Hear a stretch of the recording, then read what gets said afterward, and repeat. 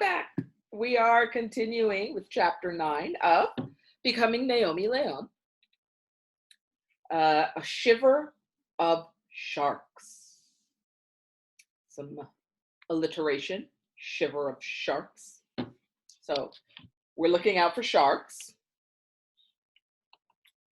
I guess that's the best we can do to dress up this dump, said Skyla, standing in the living room / kitchen on Thanksgiving morning. She surveyed Owen's construction paper turkeys and cornucopias taped in the window. I'm leaving for Clive's now, but we'll be back at 2 o'clock for dinner. Now remember what I told you about thanking him, Naomi. I half smiled and nodded to her as she headed out the door. I etched a few more feathers on the bird I had carved.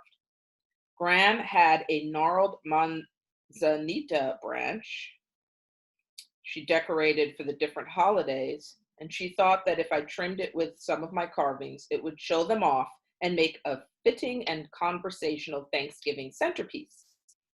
I chose the best of my herd of animals, nesting some of the figures among the twisted curlicues and hanging others from thread on the mangled twigs. Naomi, what has gotten into you? Said Graham. I'm worried you're going to faint from that irregular breathing. You're not fretting on that figure, are you? I wasn't worried about the new carving. But the prospect of meeting Clive had me trying to fill my lungs with confidence. Between breaths, I held up the soap and admired it. It was the first time I'd ever carved a bird with the wings in the flying position. And even I could see it was the prettiest and most delicate thing I'd ever done. I set it on the uppermost twig of the manzanita like an angel on a Christmas tree. That looks dandy, said Graham. The new carving reminds me of a blue bird of happiness, the way the wings are all out and all. Now let's get out my yellow checkered tablecloth. I hope it doesn't clash with Mrs. Maloney. Then I'll baste that turkey. I headed for the cupboard to get the tablecloth. Maybe if I looked hard enough, I could find all 8 cloth napkins that matched. I wanted us all to sit down and have dinner like those families in Graham's lady magazines. The ones in the photos passing the food with smiles on their faces and oozing politeness. I didn't want to disappoint Skyla, though. Lately it was hard making things right for her, let alone the mysterious Clive. I took another deep breath. What if I couldn't say thank you? What if he didn't like me? Clive was big, like a mountain. Not fat, exactly, but broad and thick. I looked for tattoos, but he was wearing a leather jacket. Pulled back into a ponytail, his black hair looked dyed, and it was wrinkled into waves of tight lines. The first thing that popped into my mind was that his hair had been French braided and slept in overnight, then let out. He shook hands with Owen and me and gave Graham a poinsettia that dangled a $3.98 grocery store tag. Then he redirected his attention to Skyla, keeping his arm around her waist. He reached up and patted her hair, which wasn't raven brown anymore. A few nights ago, she had bought a box of pumpkin spice hair color at the pharmacy and did a makeover. She had also found a lipstick called Pumpkin Pie that was a dead-on match.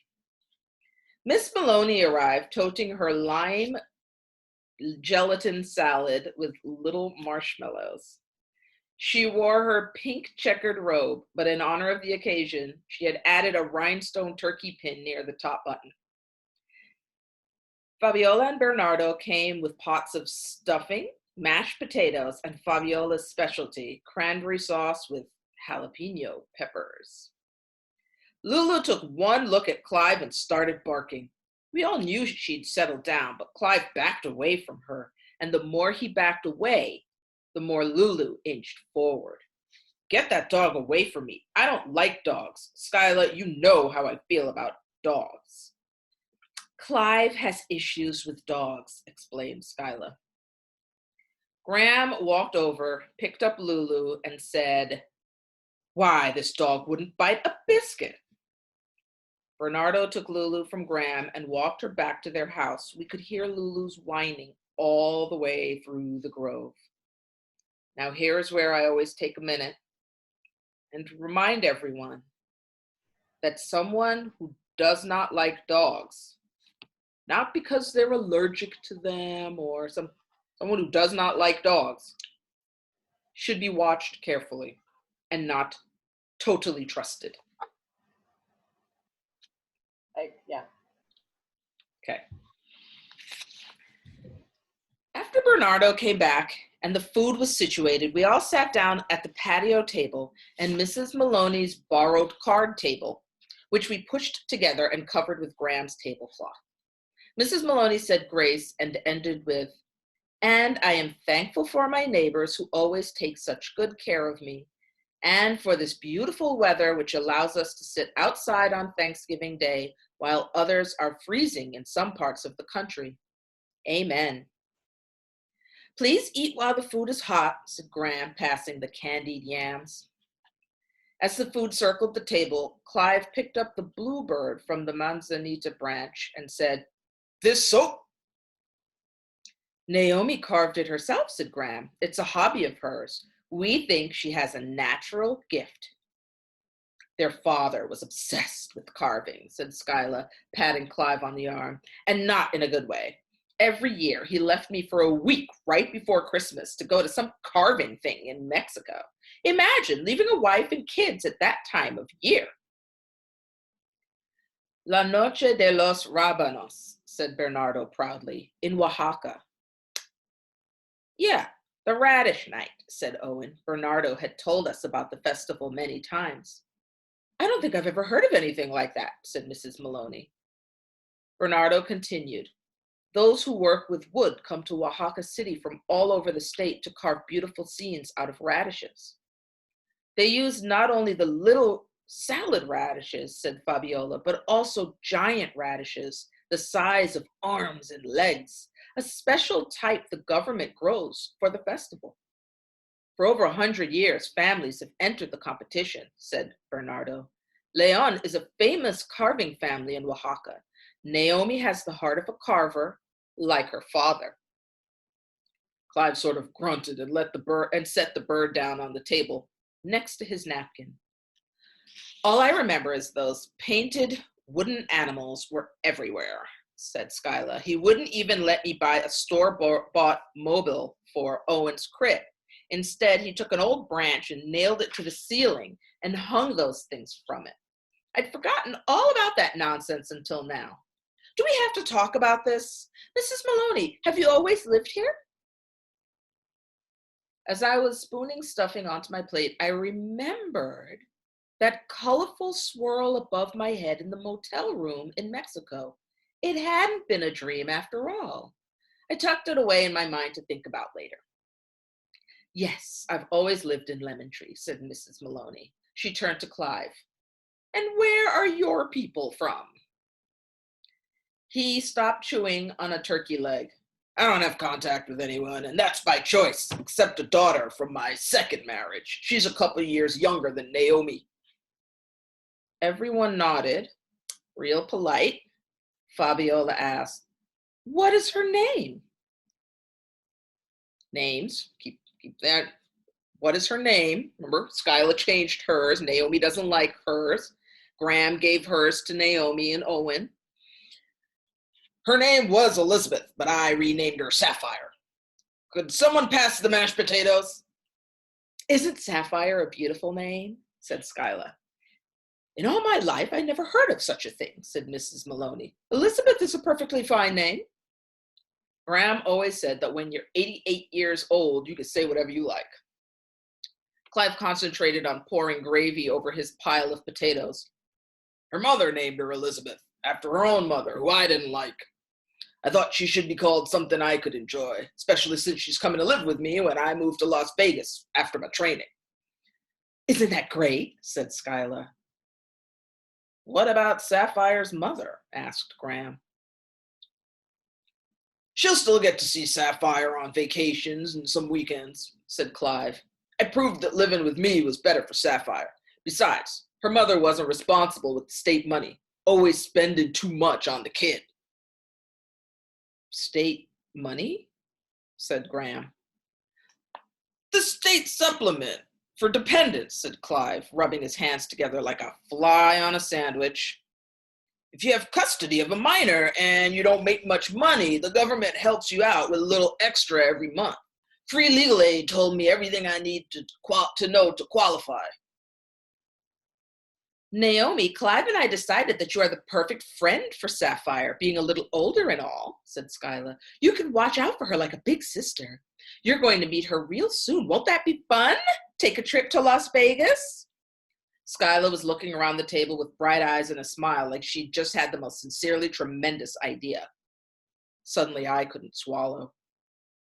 Fabiola and Bernardo looked at Skyla with curiosity. Graham stared at her and narrowed her eyes, nodding her head ever so slightly.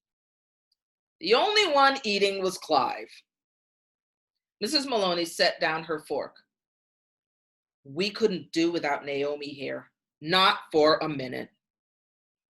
Anyway, said Owen, she's got school. They got plenty of schools in Las Vegas, said Clive, so that's not a problem.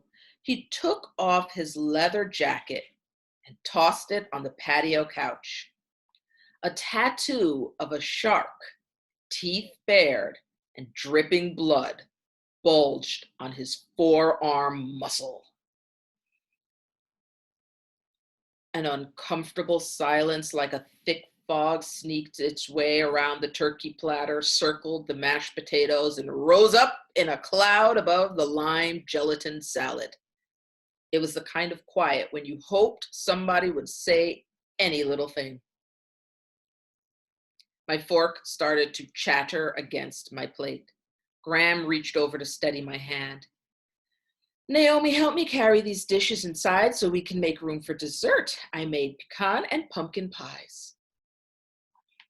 I picked up my plate and followed Graham. Unfortunately, Clive was right behind us, clutching his napkin. Which way to the bathroom? I need to wash up. Graham pointed down the hall. When he was out of sight, she whispered, Don't you pay any mind to that nonsense out there. Now go get me a few more plates. Graham kept me busy with the dishes, but I couldn't stop thinking about Skyla wanting to take me to Las Vegas. I wasn't going anywhere without Owen and Graham. My idea was that Skyla would move somewhere close by to us, maybe to a cute little apartment, and Owen and I could visit her, stopping in from school on our way home. Home to baby Beluga and Graham. When I came back in with the last of the plates, Clive was sitting in the living room/kitchen, leaning back on the bench seat with his hands folded behind his head. Graham rinsed the plates and stacked them on top of each other with a loud clink. This trailer isn't half bad, he said. It's not much, but it's what I can afford, and it's the children's home, said Graham, her voice tight. But you must get some money from the state, said Clive. That's got to be a bundle for 2 kids, right? What's the story on the little old lady outside? Is she your dependent too? He was kind of half smirking at Graham. I stopped scraping the plates. Graham did not take to people prying into her personals. Graham slammed a plate down so hard it broke, the pieces clattering into the sink. She turned to face Clive and straightened up as tall as she could muster. Unfortunately, she was not wearing her athletic shoes, and even sitting down, Clive seemed to tower over her. I think you're asking an awful lot of someone you just met, and I don't think it's any of your business. And Mrs. Maloney is a friend, plain and simple. Just then, Skyla walked in. Have you all been making nice? Graham never took her eyes from Clive's face. Clive was just inquiring into my finances, seeing how we're such good friends and all. He wants to know how much money I get each month for Naomi and Owen, and I'd like to know why he's so interested in something I've never asked for. Graham shook her head. What you see is what we've got, and for your information, Naomi is not going to Las Vegas to be a babysitter or otherwise. I won't have it. Clive stared at the floor. He seemed mad. Skyla looked at him and raised her eyebrows and pursed her mouth. She grabbed his hand. Clive, this isn't the time or the place. Come on outside and sit down and have some dessert. Graham stared after them. Naomi, would you run and fetch my sweater from my bed? There's a sudden chill outside. Ooh, there goes your shiver. As I passed the bathroom, I noticed something wadded up on the edge of the sink. It was Clive's napkin. Next to it, a brown streaked lump of soap sat in a puddle of water. He had taken my blue bird of happiness from the Thanksgiving table and used it to wash the turkey grease from his hands. After the contentment of the pies had set in, Owen and Bernardo laid out the checkerboard. Who wants to play? Asked Owen. Well, let's think about this. We know about Owen and his love of checkers. So, let's see how this goes. I glanced at Bernardo and smiled. Owen could beat most adults. I'll play, said Skyla. They played 3 games in a row, and Skyla won each time.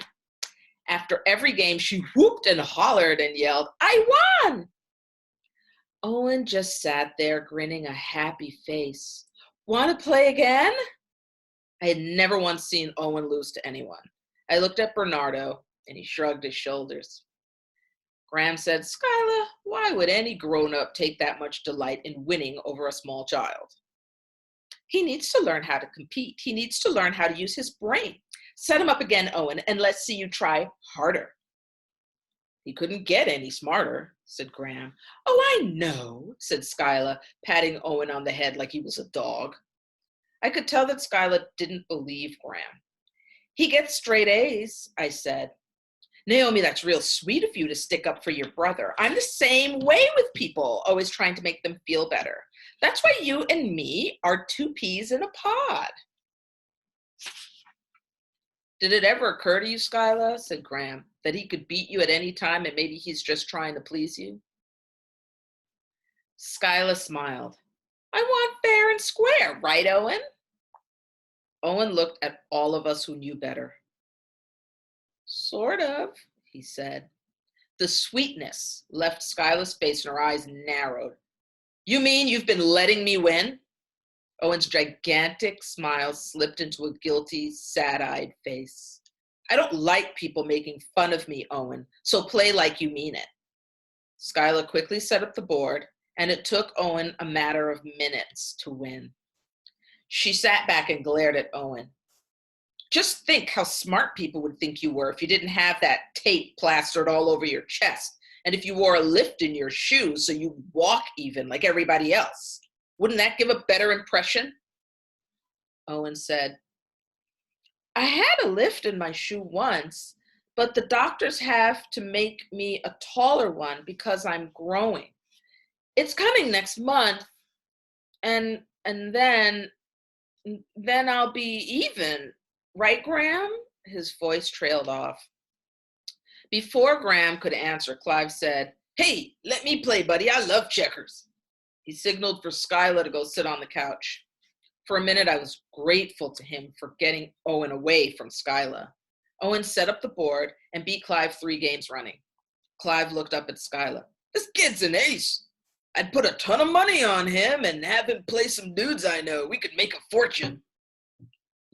You'd bet on Owen? Said Graham. Just for fun, said Clive, shrugging his shoulders. I get it, said Skyla. To look at him, you wouldn't think he had a brain in his body or could beat anybody at anything, especially with him being crippled. Skyla, said Graham. Bernardo stood up and walked over to Owen. He quietly put the checkers and board back in the box and took Owen's hand, leading him toward his house through the avocado trees. Mrs. Maloney turned to Skyla and said, Shame on you. All I'm saying, said Skyla, is that he doesn't look smart, and that could work in Clive's favor. You know what I mean? Owen's not right physically, and he has weird habits. And you needed to point that out to him on Thanksgiving Day in front of all these people, said Graham. He still has doctor appointments every 3 months to see what can be done for him. Another one a week from today. Maybe you should consider coming along to see what this child is up against. Graham looked at Skyla and shook her head in disgust. Mrs. Maloney, let me walk you home. It's almost 5 o'clock, and I know you'll be wanting to go to bed soon. Mrs. Maloney, also known as Stacy. Fabiola started folding up Mrs. Maloney's chairs. Graham told me, Naomi, run over and get Lulu. I cooked the turkey giblets for her, and it wouldn't be Thanksgiving if she didn't get to eat them. Clive, there's no need to leave on Lulu's account. She's usually a fair judge of folks. Clive grabbed Skyla's hand and they headed toward the car.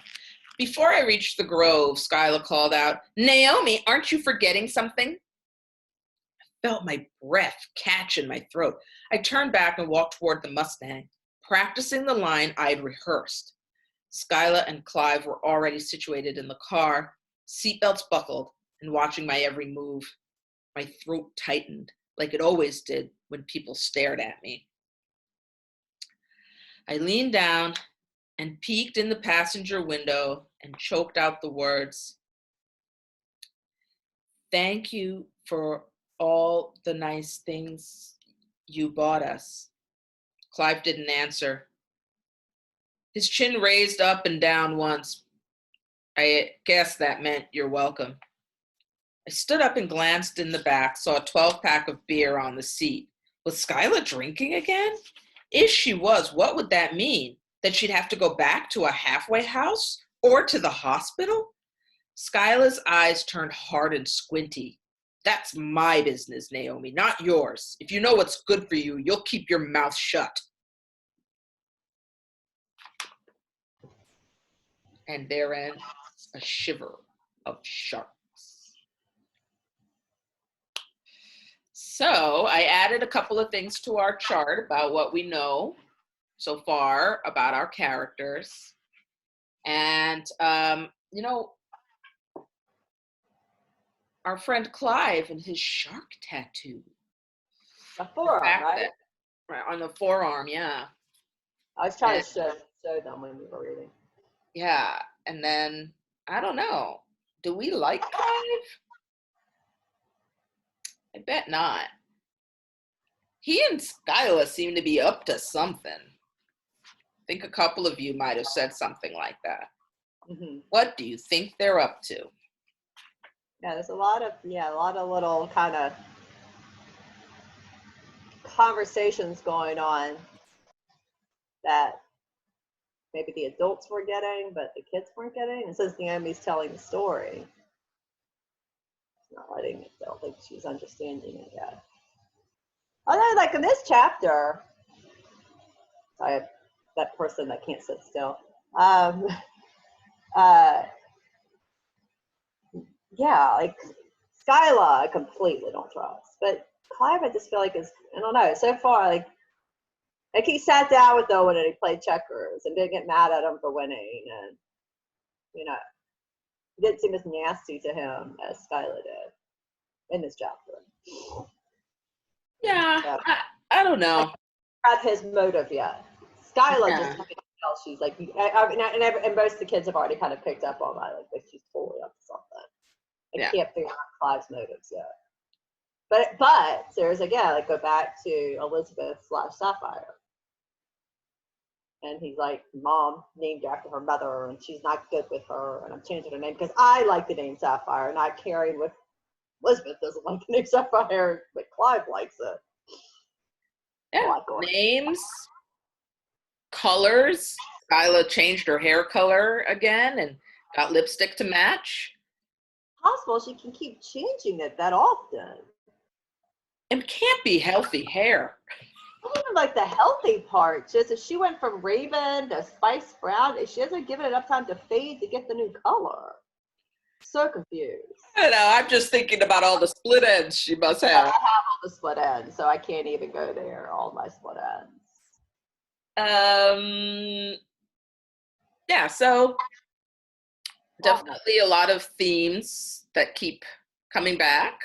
Animals, colors, names. So keep those in mind while you're listening along. And next time it's a schizophrenia of hawks. And if you have a chance, see if you can find out what schizophrenia means. Yeah. Okay. You know, a shiver of sharks, and now it's schizophrenia of hawks. That's right. Try to put that together with what a hawk does. Yeah. All right. Okay. So see you guys next time. Guys. Happy reading.